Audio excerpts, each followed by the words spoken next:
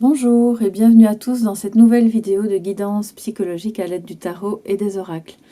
Nous allons voir cette semaine un nouveau thème de développement personnel qui est le thème de la confiance en soi. Et avec ce tirage ici en 4 cartes, plus la petite carte de message philosophique, nous verrons comment est-il possible de reprendre confiance en soi après avoir vécu quelque chose de difficile, que ce soit au niveau professionnel, personnel, familial, conjugal ou autre. Donc, bien sûr, ce n'est pas exhaustif, ce sont juste quelques pistes qui sont avancées à l'aide du tarot. Histoire d'avoir une petite réflexion et de se poser quelques questions par rapport à ce cheminement pour retrouver confiance en soi. Dans ce tirage, vous voyez que j'ai donc mis quelques pierres, comme toujours. J'ai utilisé donc des pierres qui sont reliées au thème de la confiance en soi, mais pas que.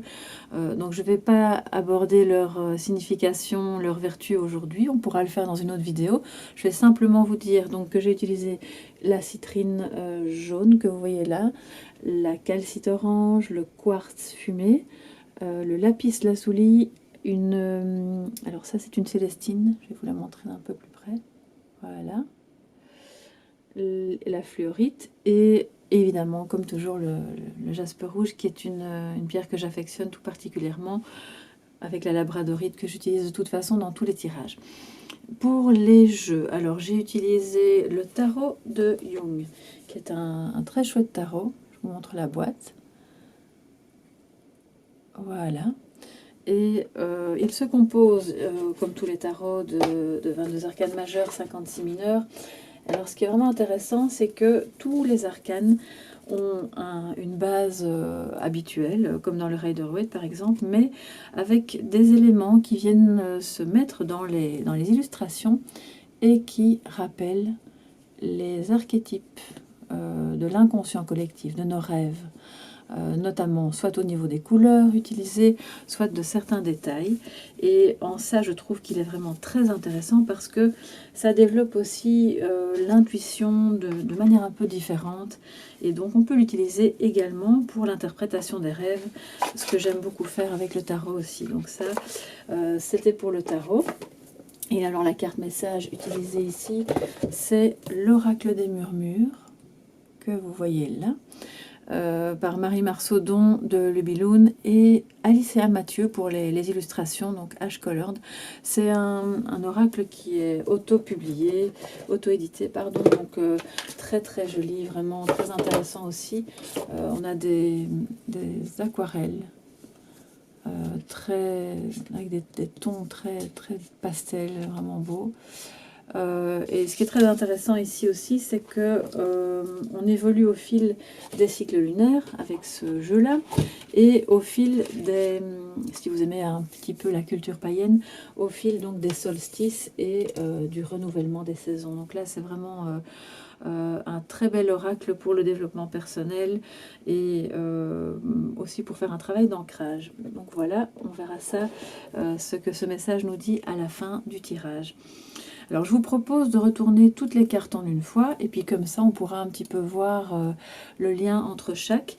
La première carte ici va nous parler donc de votre valeur fondamentale et nous avons la justice. La deuxième carte va nous parler de ce qui a généré peut-être le doute en vous et là nous avons le chariot. La troisième carte c'est ce qui ne vous appartient pas. Nous avons le diable inversé. Et en quatrième position, on a ce dont vous avez peut-être envie ou besoin maintenant, et là c'est la tour, ou la maison Dieu selon les jeux. Alors, le message, ça je le retournerai tout à la fin. Donc, alors, globalement, ce qu'on voit, c'est que votre valeur fondamentale pourrait être, alors vous en avez certainement beaucoup, et encore une fois, je rappelle que c'est un tirage collectif, pas individuel, donc prenez ce qui résonne en vous et laissez de côté ce qui vous parle moins.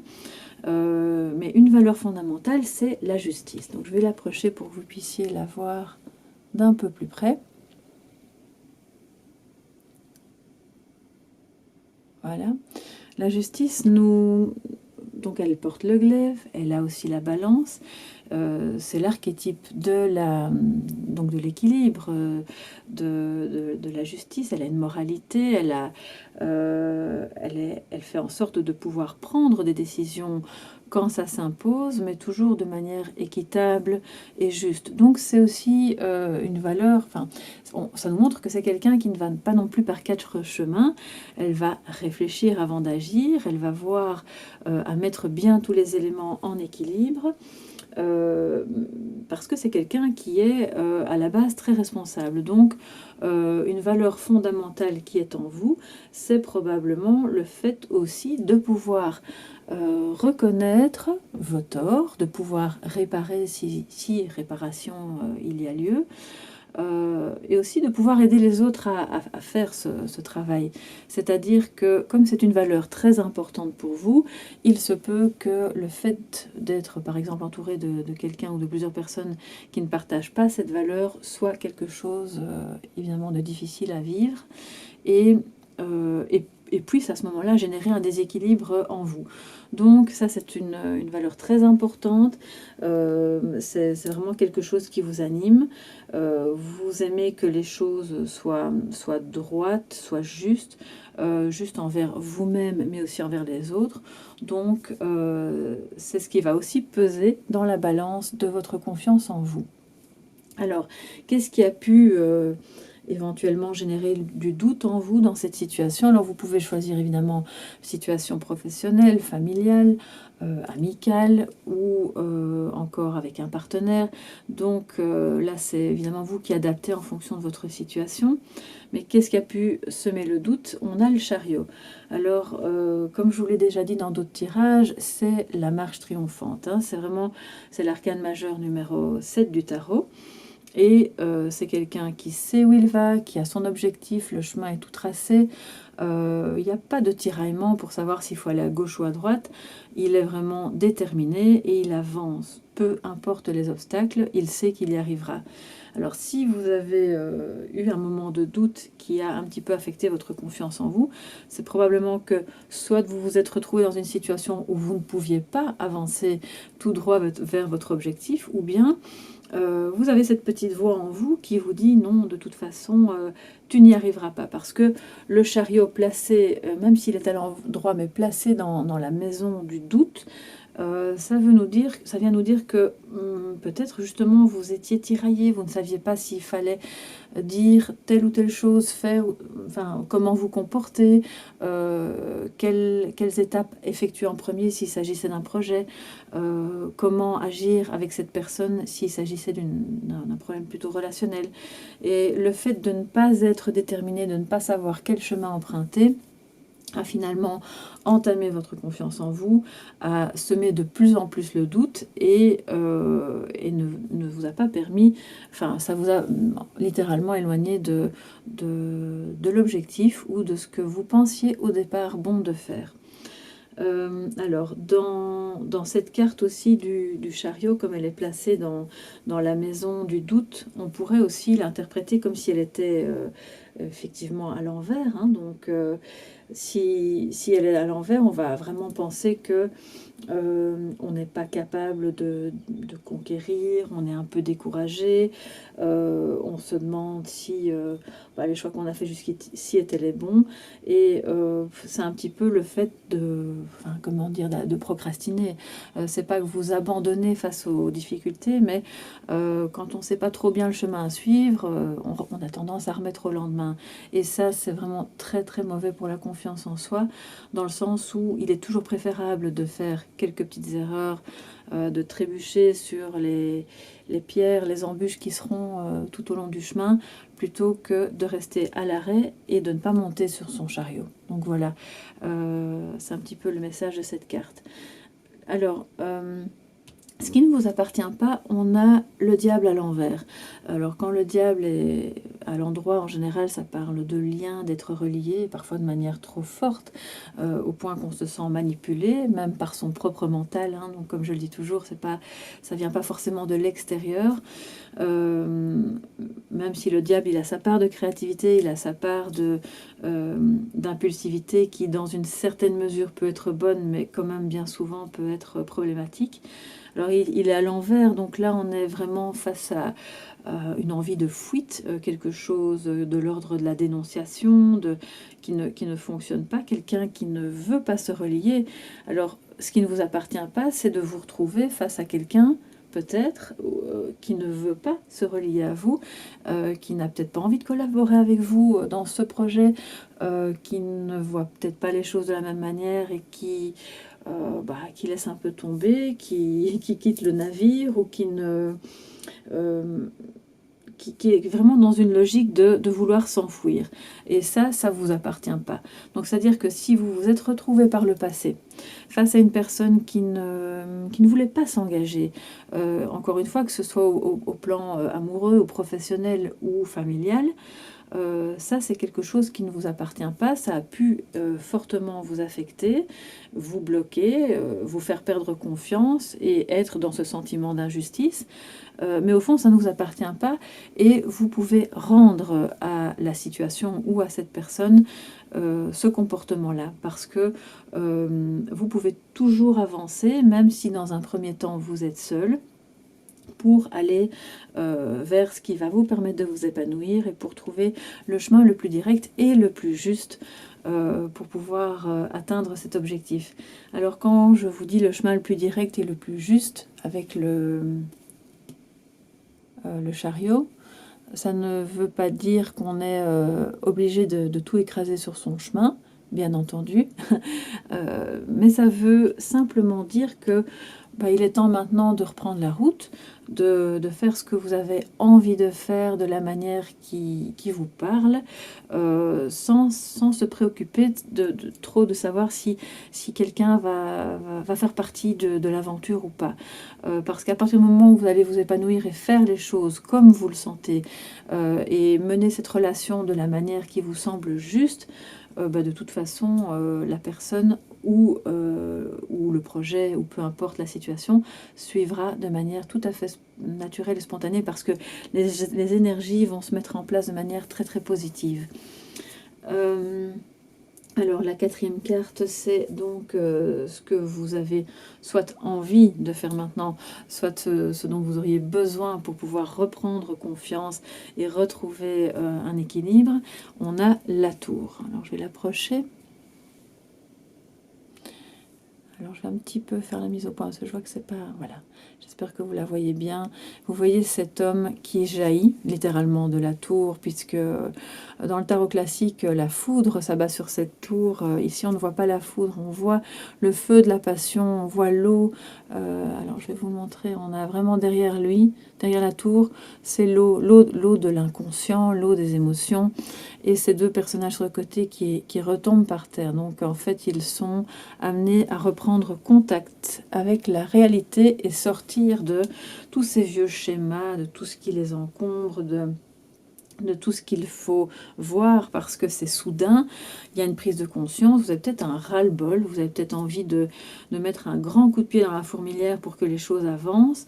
Vous êtes peut-être maintenant dans une situation où vous auriez envie même de claquer la porte, hein, parce que c'est vraiment ça, claquer la porte à ce qui ne vous convient plus, aux personnes qui n'ont pas envie de se relier, qui n'ont pas envie de faire partie de l'aventure.